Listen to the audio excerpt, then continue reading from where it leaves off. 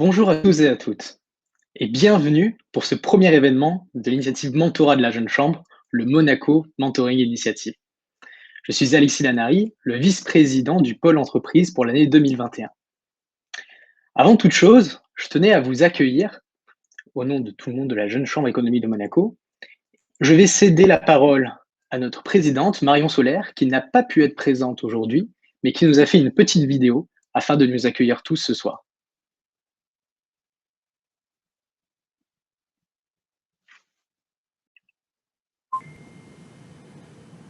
Chers sénateurs, chers membres, chers amis, je tiens à vous remercier pour votre présence à l'occasion de cette réunion de lancement du nouveau programme de mentorat de la Jeune Chambre économique de Monaco.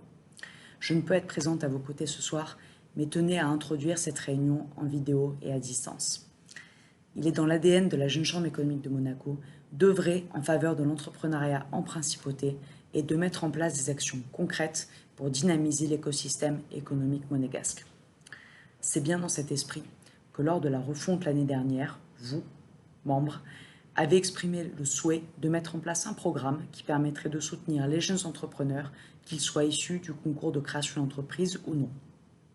En effet, parmi les remarques que nous entendons régulièrement sur l'entrepreneuriat à Monaco, il est pointé le manque de suivi et les spécificités du système monégasque qui font qu'en l'absence de la bonne information ou du bon contact, on peut se sentir vite perdu.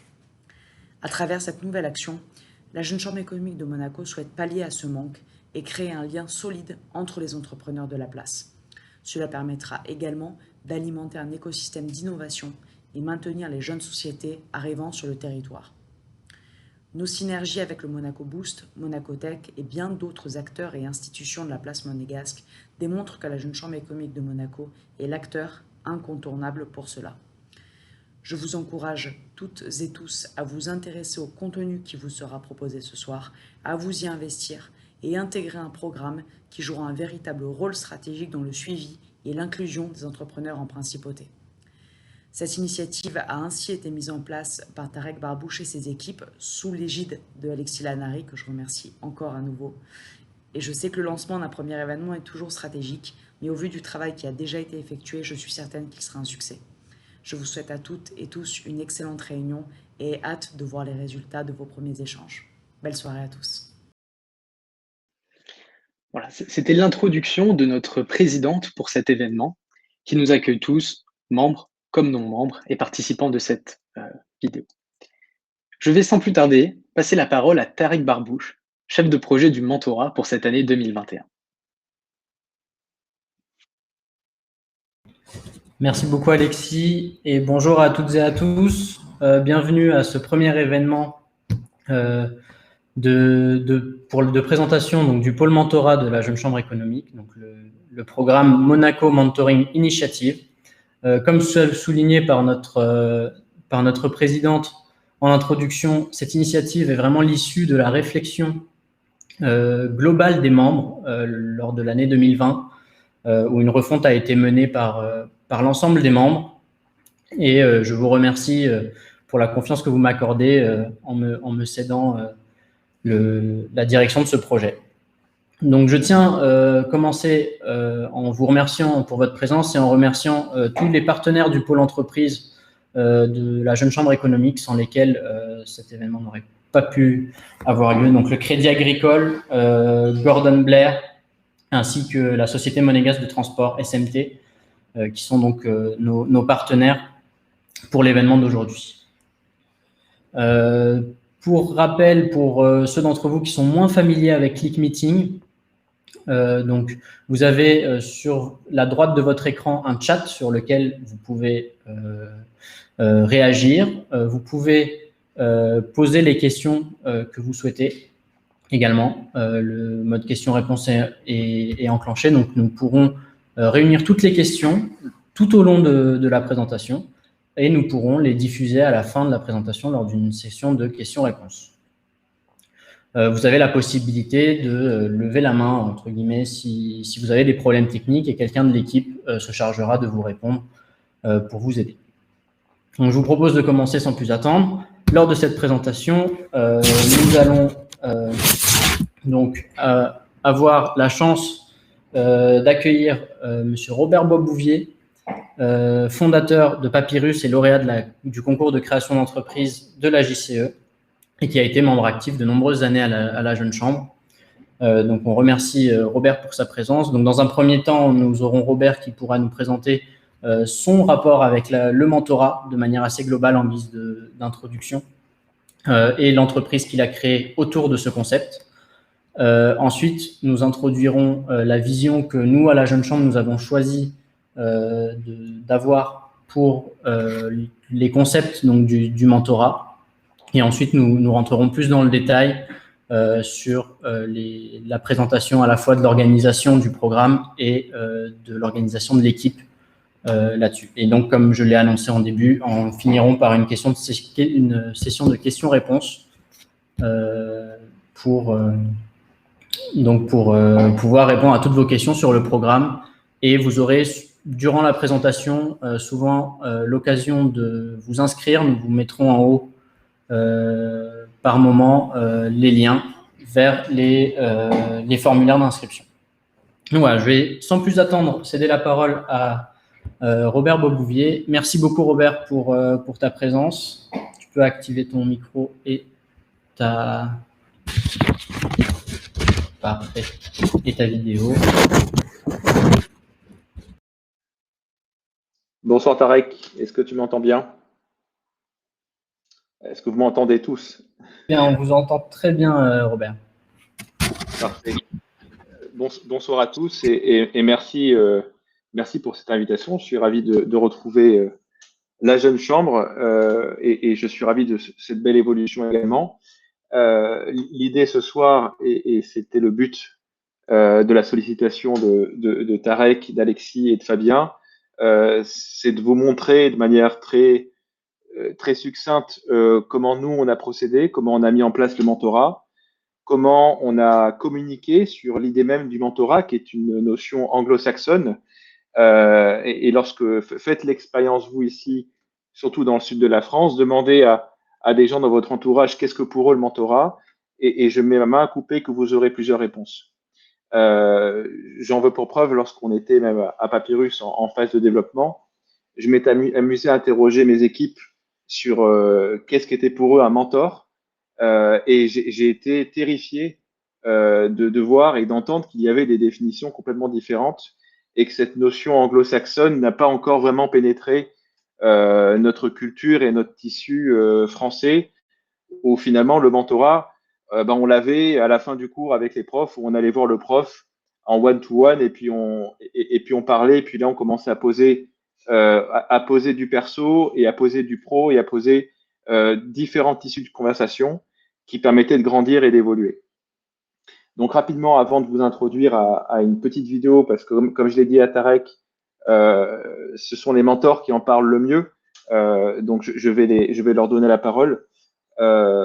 Simplement, le mentorat, il est venu pour Papyrus d'un constat d'inégalité. Lorsque j'étais à Aix-en-Provence, j'étais en promotion Master 2 en droit des affaires. Donc pour les juristes dans la salle, ils se reconnaîtront. Et j'étais un bon élève, mais j'étais pas le meilleur. J'étais vraiment dans la première quinzaine. On était une classe de 30, j'étais bien situé, mais j'étais vraiment pas le meilleur élève. Et moi, mais par contre, j'étais le seul à venir d'une grande école avec un portail de mentors, un portail de parrains, avec un réseau avec 40 000 alumni. Donc, si vous voulez, en termes de stage, j'étais le premier servi. C'est-à-dire que j'avais les meilleurs stages, j'avais les meilleures cartes de visite, et j'ai trouvé mon stage, du coup, le premier. Et c'est quand j'ai commencé à voir les premiers de la classe, donc des gens de grande qualité, intellectuels, techniques, même humaines, qui ramaient pour trouver des stages parce qu'ils étaient en fac et parce qu'ils n'avaient pas ce réseau-là, etc. Eh bien, c'est dessiné un constat d'inégalité criant entre le monde des grandes écoles sous perfusion des grands groupes qui viennent nous chercher sur les campus, et puis le monde des universités où vous avez des pépites qui sont solitaires et isolés. Et c'est de là où est née l'idée de créer une plateforme de mentorat où on pourrait mettre à disposition ces mêmes talents, ces mêmes mentors, ces mêmes ressources humaine à disposition du plus grand nombre, peu importe le niveau académique, le niveau intellectuel, le niveau d'avancement. Donc, c'est parti en fait d'une logique de démocratisation de l'orientation. Je ne vous en dis pas plus. Je vais laisser Tarek et ses équipes vous présenter les mentors et laisser parler les mentors surtout du mentorat, qui en parlent mieux que moi. À tout à l'heure.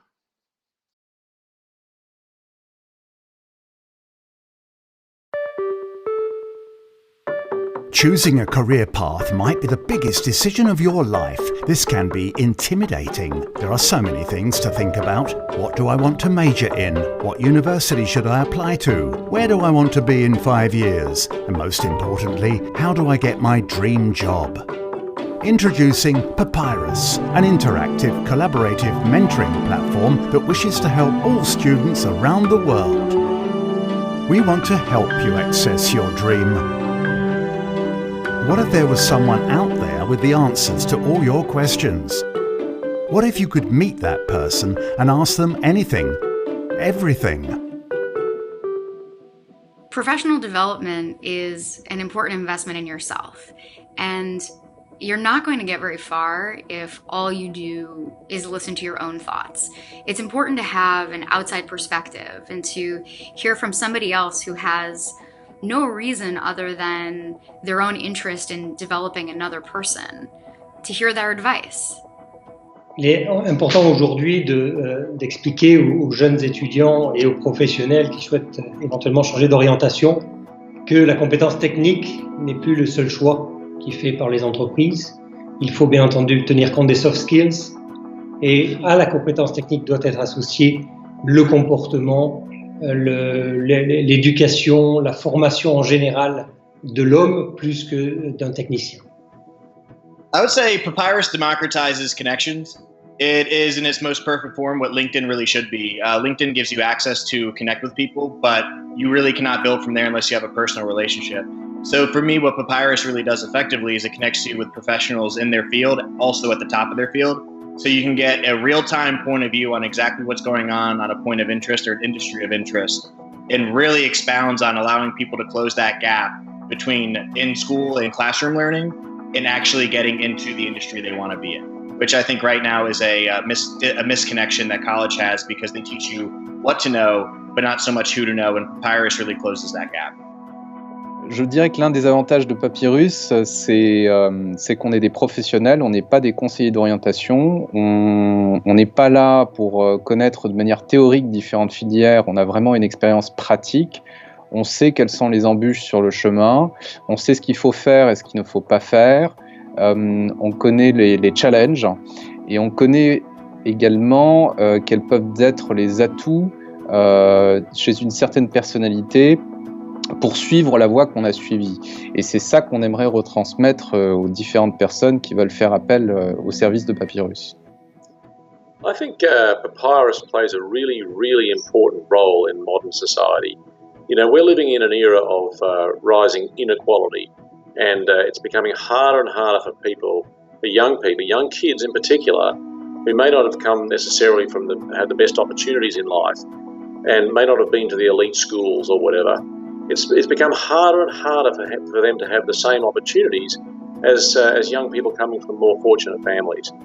And what Papyrus does is it democratizes opportunity. It's about opportunity. It's about fairness of opportunity for everyone. And that's a wonderful thing. And it's a global opportunity because you have tutors from around the world. And so this is a really, really important service, and I'm proud to be part of it. Être tuteur pour Papyrus, ça me permet de continuer à donner ce que certaines personnes m'ont donné à moi-même lorsque j'ai effectué mes études. Je n'avais pas forcément de connaissance du milieu du droit dans lequel j'évolue actuellement, et certaines personnes étaient extrêmement gentilles et m'ont donné les bons conseils au bon moment. Et à mon tour, j'aimerais être là pour des étudiants et des jeunes professionnels à pouvoir aller de l'avant, prendre les bonnes décisions et ne pas se tromper.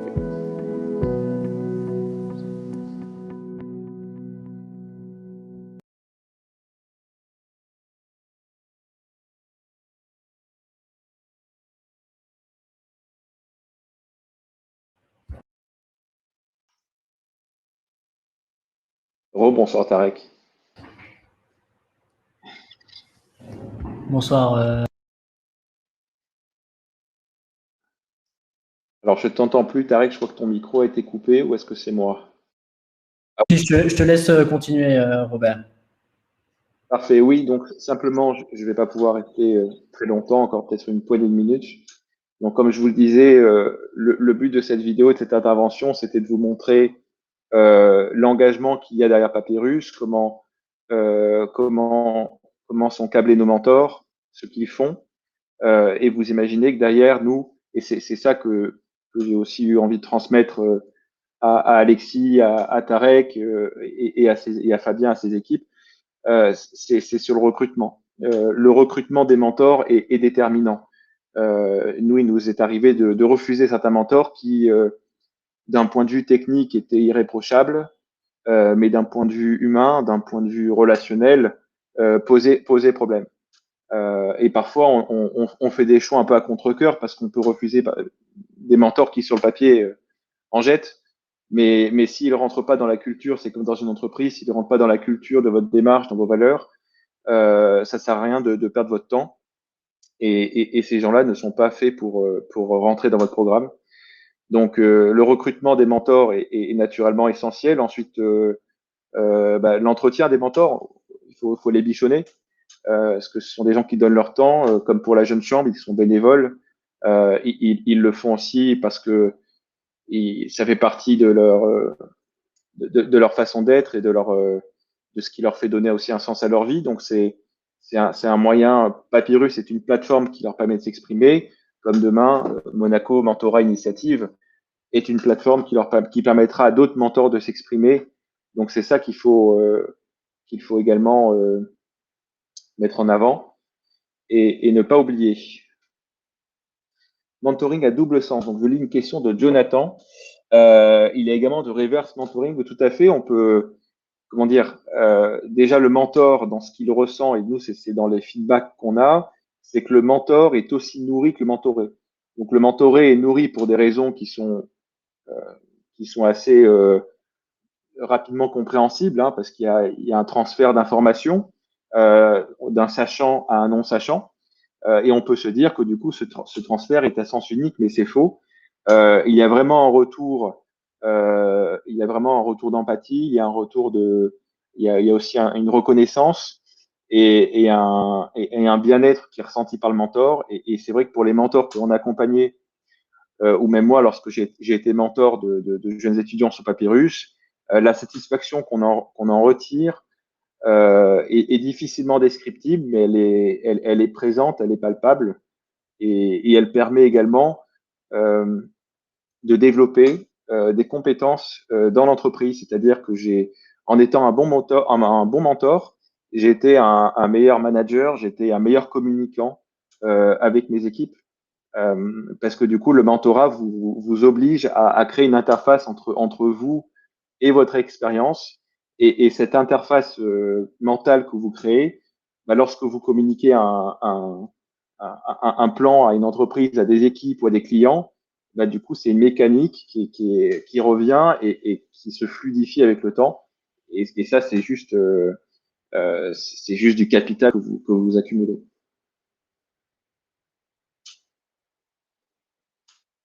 Parfait, merci beaucoup Robert. Donc comme tu nous l'as signalé, tu as des impératifs, donc nous allons te libérer. C'est pour ça que nous avons commencé la vidéo et la conférence. Et je pense que c'est une bonne chose par Papyrus. Donc merci beaucoup Robert pour ta participation, pour toutes tes idées que nous prenons bien évidemment en compte lors de notre création du Monaco Mentoring Initiative. Merci beaucoup Robert. Merci Tarek, merci à toute l'équipe et à dispo. À bientôt. Alors, donc, pour ce qui est du Monaco Mentoring Initiative, je vais commencer déjà par rebondir sur toutes les choses que nous a dit Robert. Effectivement, on voit que Papyrus est très tourné vers le mentorat étudiant. C'est une entreprise, donc c'est déjà un très bon exemple de ce qui peut se faire en termes d'innovation et de de mentorat et d'introduction de nouveaux concepts comme celui-ci à Monaco. Donc, c'est un exemple parmi plusieurs, mais je trouve que c'est un très bel exemple qui a certes une cible plus jeune, une cible d'étudiants, mais étant donné que nous apprenons tous constamment et que nous sommes tous en constant apprentissage, justement, le Monaco Mentoring Initiative vient se porter dans la lignée, on va dire, de Papyrus pour les jeunes professionnels, pour les jeunes entrepreneurs qui souhaitent avoir un accompagnement. Et donc, comme l'a dit à très juste titre Robert, le problème quand on parle de mentorat, c'est qu'on peut avoir plusieurs définitions différentes. Et c'est pour ça que je vais commencer par cadrer un peu ce que j'appelle mentorat par une définition très très simple. La définition du mentorat pour moi, c'est une relation d'accompagnement entre une personne expérimentée et une personne moins expérimentée. Il n'y a pas forcément de notion d'âge là-dedans. Et c'est vraiment un accompagnement entre deux personnes. Donc, vous voyez tout de suite que dans le mentorat, il y a deux rôles, le mentor et le mentoré. Le mentoré, lui, doit apporter ses problématiques, doit faire preuve d'ouverture, de transparence et de partager avec confiance et beaucoup de sérénité et de sincérité ses problématiques, que ce soit professionnel ou ses difficultés, que ce soit professionnel ou personnel. Le mentor, quant à lui, se doit d'être à l'écoute. Il va guider la réflexion par des questions ouvertes. Il va s'exprimer sans jugement, partager son expérience, mais tout en laissant l'autonomie au mentoré de prendre ses propres décisions et parfois de commettre ses propres erreurs. Mais le mentor se doit d'être avant tout à l'écoute et bienveillant. Mais là, au-delà de ces deux rôles qu'on distingue dans le mentorat, j'ai parlé de relations d'accompagnement. Et en fait, l'accompagnement, c'est un terme qu'on utilise très souvent, mais qu'on a beaucoup de mal à qualifier autrement, en fait. Mais étymologiquement, l'accompagnement, c'est réellement se joindre à quelqu'un en même temps que lui pour aller là où il va. Donc, en fait, le mentorat, c'est exactement ça. C'est qu'il y a vraiment une notion de déplacement dans le temps, de mouvement, d'accompagnement, donc de mouvement dans le temps. Et qui dit mouvement dit aussi qu'il y a un point de départ et un point d'arrivée. Donc, il y a réellement un accompagnement. Je vois dans le chat qu'on parle de mentor et de coach. Les deux concepts sont certes proches, mais assez différents. Un coach peut être rémunéré, par exemple, pour faire du coaching. Le mentor, lui, est bénévole. Le mentor, lui, n'a pas forcément une expertise ou un diplôme, entre guillemets, pour exercer. Le mentor est réellement là pour venir faire un bout de chemin avec le mentoré et lui partager son expérience. Et le dernier aspect que je n'ai pas évoqué donc, dans ma définition, enfin, que j'ai évoqué dans la définition, mais que je n'ai pas défini encore, c'est l'aspect relationnel.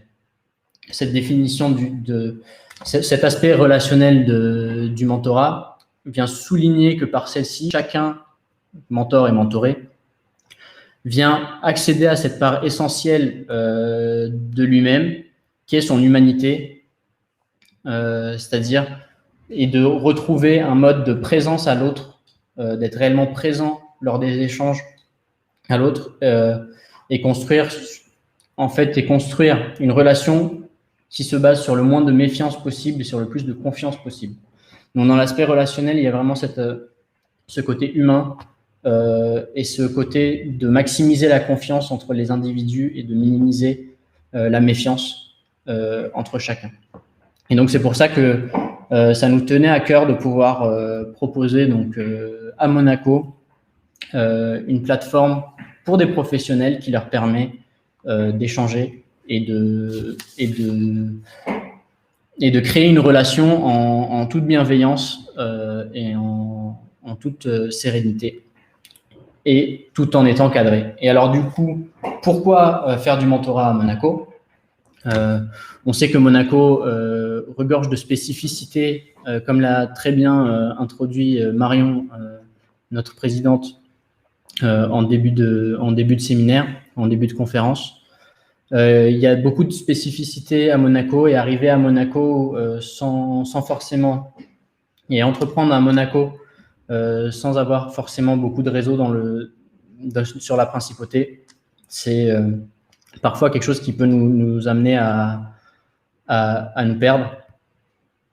Et donc, et au-delà de ça, on remarque qu'à Monaco, il y a quand même une grande concentration de talents, que ce soit les jeunes entrepreneurs qui viennent, quand on voit les participants du concours de création d'entreprise, on voit d'autres jeunes entrepreneurs, on voit réellement qu'il y a une forte concentration de talents, et aussi quand on voit les grands dirigeants ou autres entrepreneurs plus aguerris. Donc on sent qu'on a la possibilité, par le partage des compétences des profils plus expérimentés vers les nouvelles générations, de préparer les nouvelles générations d'entrepreneurs et de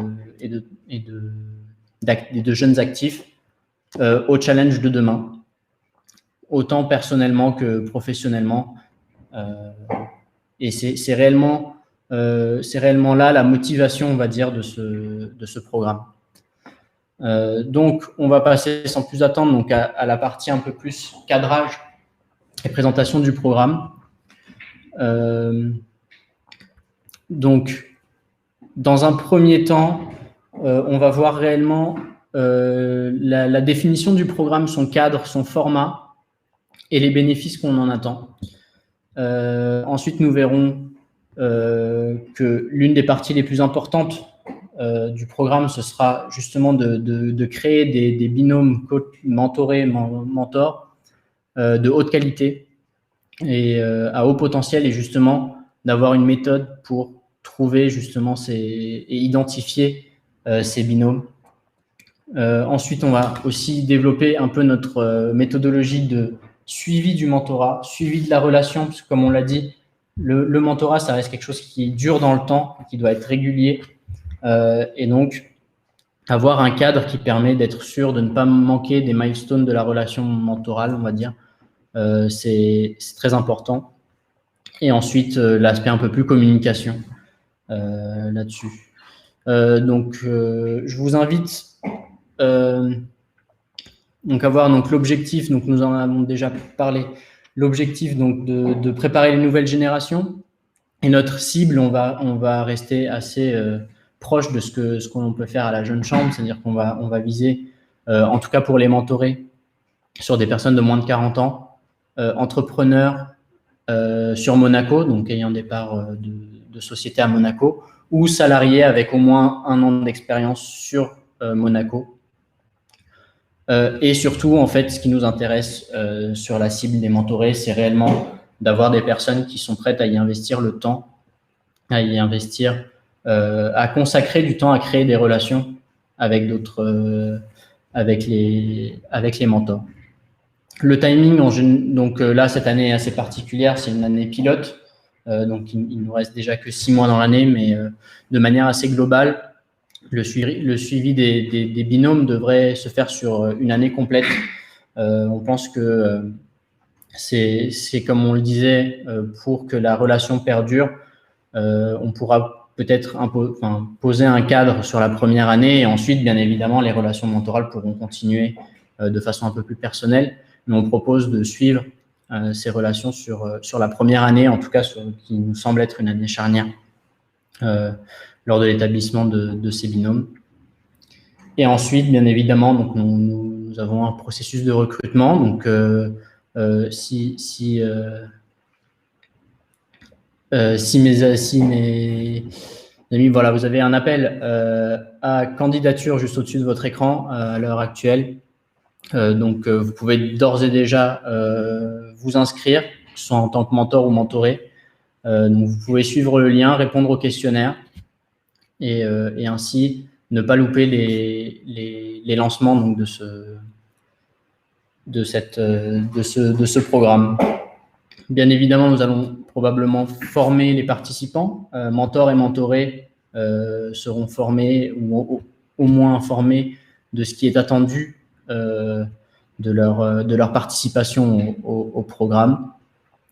Et comme je l'ai évoqué, nous aurons donc une méthodologie pour faire matcher pour faire matcher les différents profils.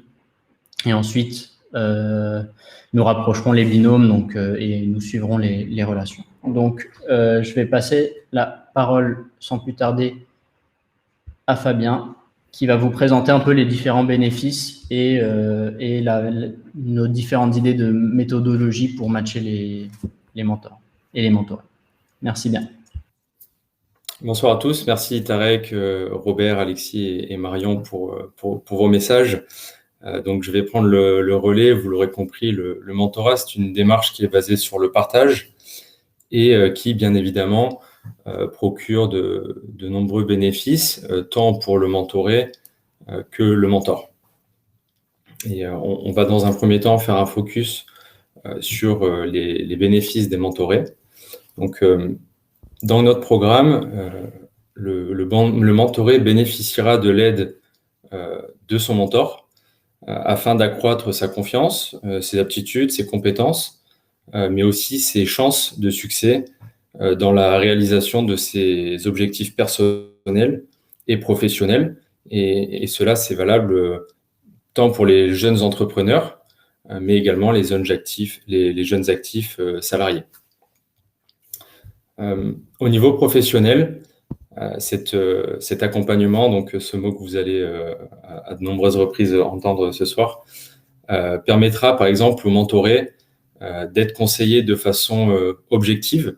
Ça rentre surtout dans l'aspect non pécunier et de bénévolat, d'améliorer sa prise de décision dans ses différentes entreprises, de développer sa stratégie pour faire face aux difficultés, et elles sont nombreuses, que peuvent rencontrer les jeunes actifs au quotidien, et obtenir des avis bienveillants sur tout type d'évolution, dont le plan de carrière, et cette bienveillance qui vient en opposition à la méfiance, le terme que pouvait souligner Tarek tout à l'heure. Mais le mentorat a aussi des avantages sur le plan personnel, avec la possibilité d'augmenter sa confiance en soi, d'élargir son réseau, ce qui est également très important lorsqu'on est un jeune actif, d'appartenir à une communauté et d'apprendre des expériences des mentors. Pour conclure sur cette partie, cette démarche que peut avoir le mentoré n'est que bénéfique au sein du programme. On va pouvoir passer à présent aux bénéfices et avantages que représente ce programme de mentorat pour les mentors. Comme l'a souligné précédemment Robert, les bénéfices sont moins évidents au premier abord que pour les mentorés. Et je vais refaire une petite précision sur ce qu'est un mentor.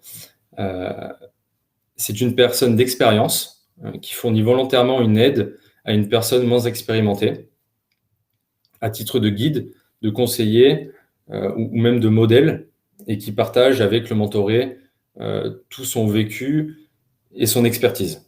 Mais il n'y a pas besoin d'avoir un nombre d'années minimum d'expérience.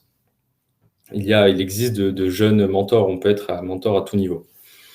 Il est important de savoir que cette relation de mentorat, elle offre donc de nombreux avantages aux mentors, et la relation permettra notamment à ceux-ci d'améliorer leur communication et leur pédagogie, de développer des qualités de management et d'encadrement, par exemple de s'engager dans une aventure humaine qui est reconnue par leur pairs, et d'adhérer à un groupe d'entrepreneurs expérimentés qui partagent leurs valeurs et ainsi peuvent bénéficier du partage d'expériences de manière plus globale.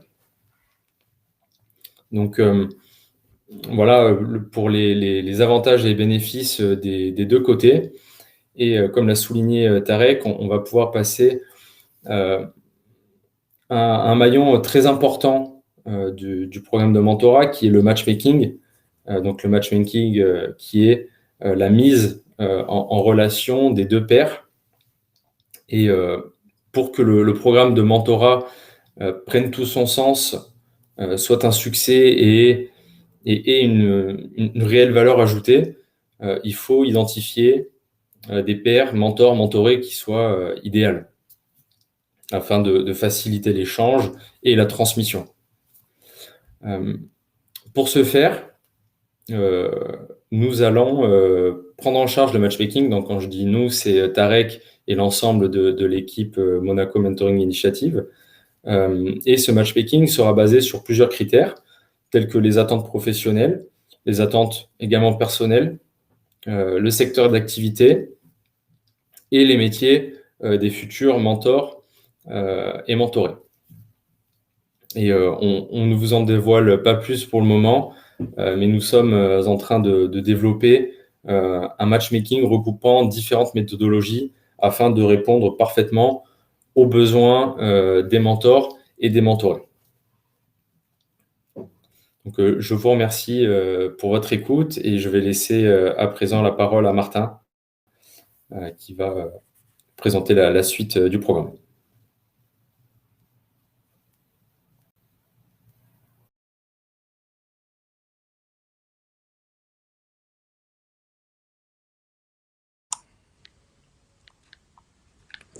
Merci Fabien, bonsoir à tous. Alors à présent, je vais vous parler un petit peu voilà, de comment va s'organiser cette relation dans le temps entre le mentor et le mentoré.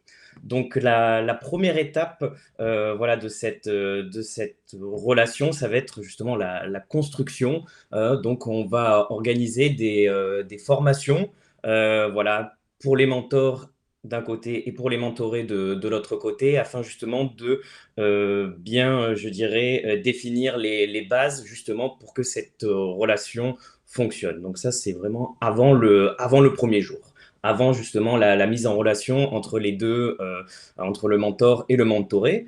Donc après vient la rencontre, voilà, entre les deux. Donc ça peut être de manière plus individuelle, vraiment entre le mentor et le mentoré, ou alors avec pourquoi pas plusieurs mentors, plusieurs mentorés qui pourraient justement échanger et donc justement faire comme un partage d'expérience entre eux.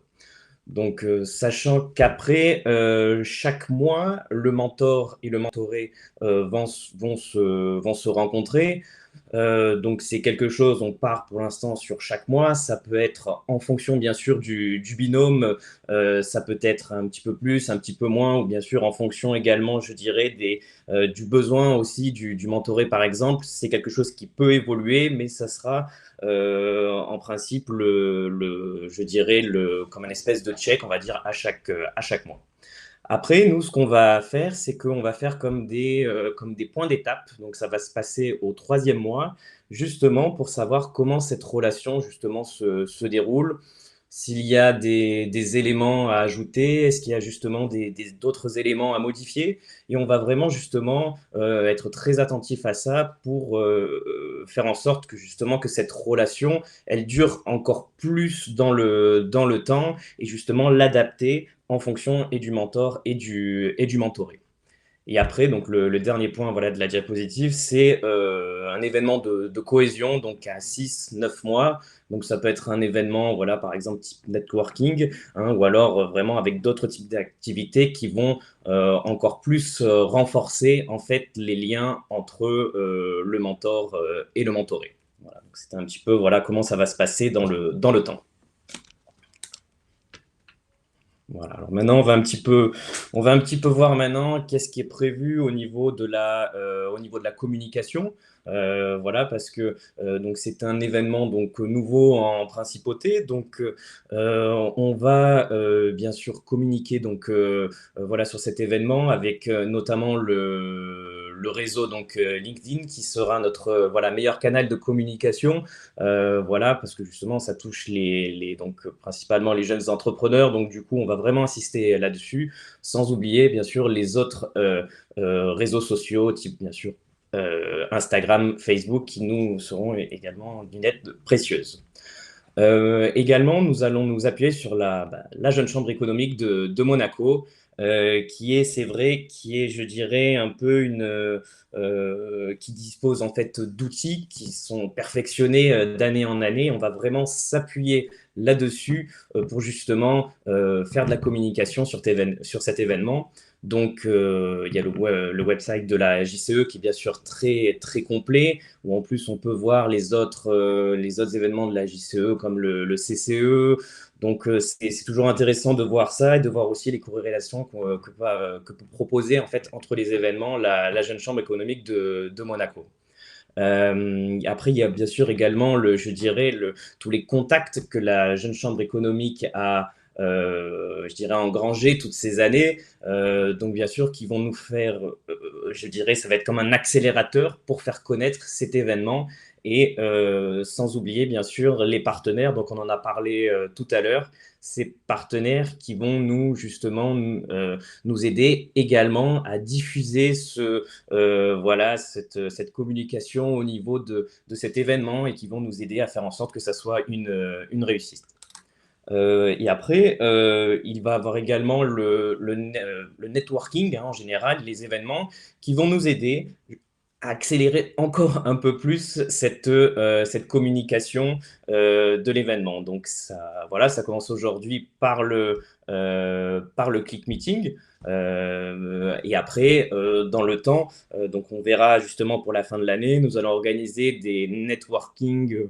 Donc on a plusieurs idées. Donc on va voir un petit peu comment ça va se dérouler. Mais c'est vrai qu'il y a pas mal de possibilités entre les salons professionnels. Ça peut être sur une thématique.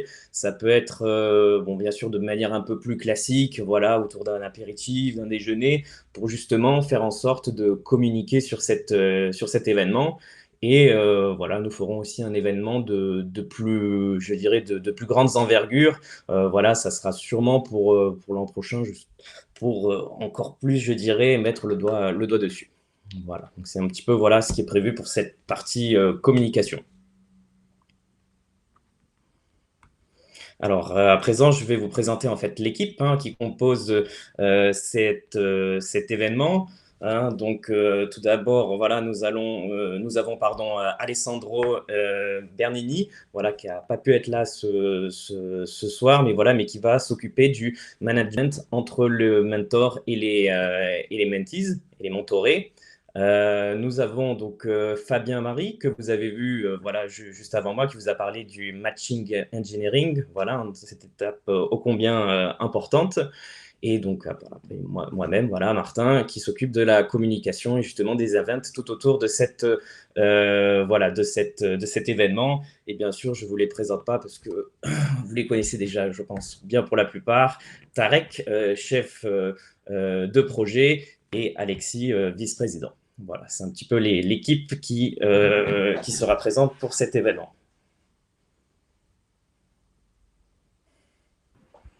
Merci beaucoup, Martin. Et donc, comme vous le voyez, on est avec Alexis très bien entouré donc pour réaliser ce beau projet du Monaco Mentoring Initiative. Et donc, effectivement, Alessandro n'a pas pu se libérer, malheureusement pour des raisons professionnelles, mais il est également très impliqué et saura gérer le suivi des relations mentor-mentoré avec succès. Je n'en doute pas, donc une pensée pour lui, pour le remercier. Et donc, j'en profite aussi pour remercier toute l'équipe, donc pour l'instant, qui fait un travail formidable. Donc, vous voyez juste au-dessus encore un appel à agir avec le nouveau lien que nous avons concocté, qui peut-être sera plus efficace que le précédent. Et nous arrivons déjà donc au terme de notre présentation. J'ai vu qu'il y avait déjà quelques questions sur le chat, donc on va pouvoir passer à une partie questions-réponses. Donc n'hésitez pas à rajouter des questions lorsqu'on répond aux premières. Donc on va pouvoir afficher les différentes questions. Donc il y avait tout d'abord une question.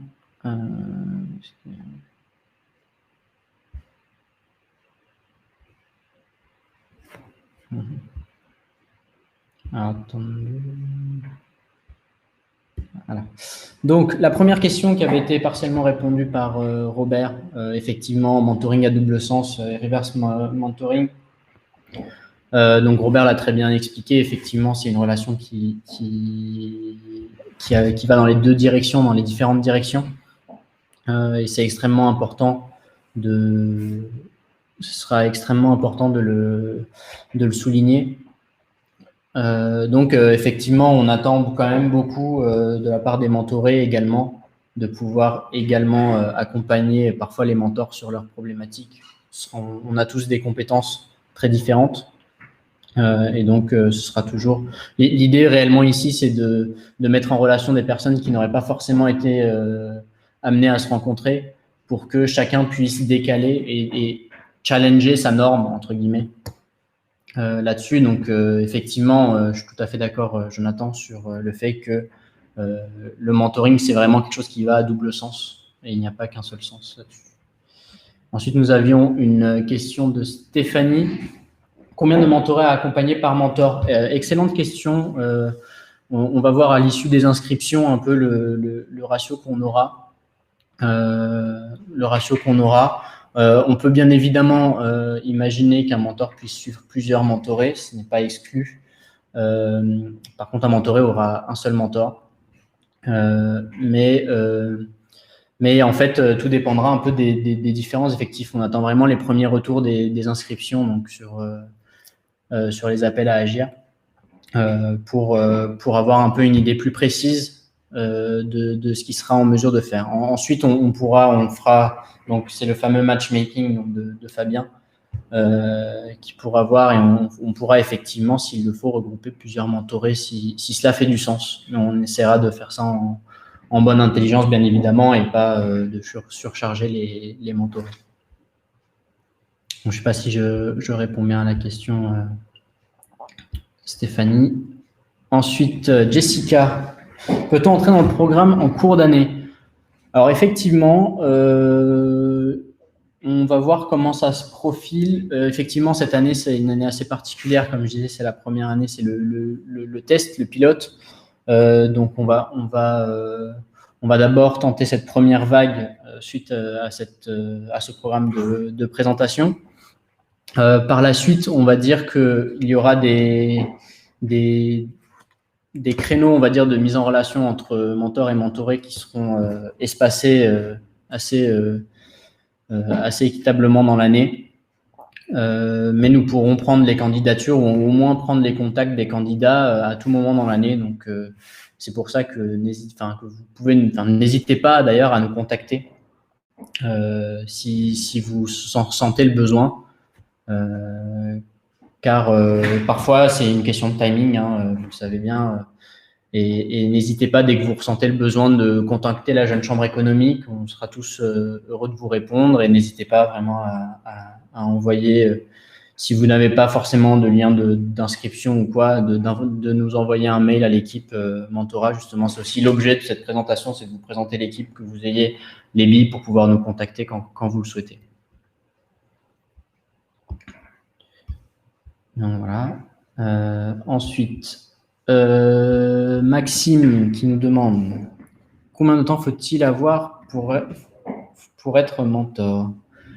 Combien de temps faut-il avoir? Effectivement, comme je l'ai dit, c'est quelque chose qui demande. Donc, c'est une relation qui demande beaucoup, qui demande du temps, qui demande un investissement au moins personnel. Nous sommes conscients que les mentors auront aussi assez peu de temps forcément à consacrer, mais l'idée ce serait au moins une fois par mois de pouvoir se réunir ou communiquer avec le mentoré.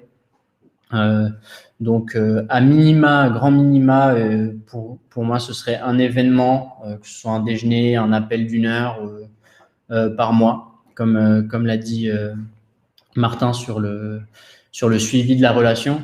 On veut vraiment que ce soit quelque chose qui perdure dans le temps, qui soit régulier.